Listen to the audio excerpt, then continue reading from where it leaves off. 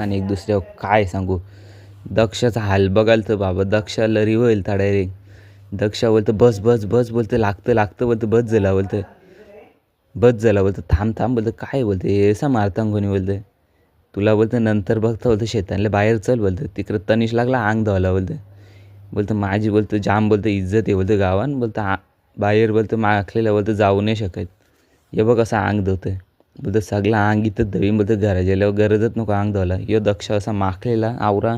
दक्षा बोलतं आज काही बोलतं घरची वाटतं घरान जेणार नाही वाटतंय.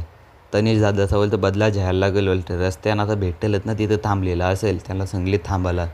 तर यो तनिष असा एकदम चिकना बनलेला मस्त हातपाय धुवून याला बोललो नंतर एक याला गेम खेळायला लागला लगेच.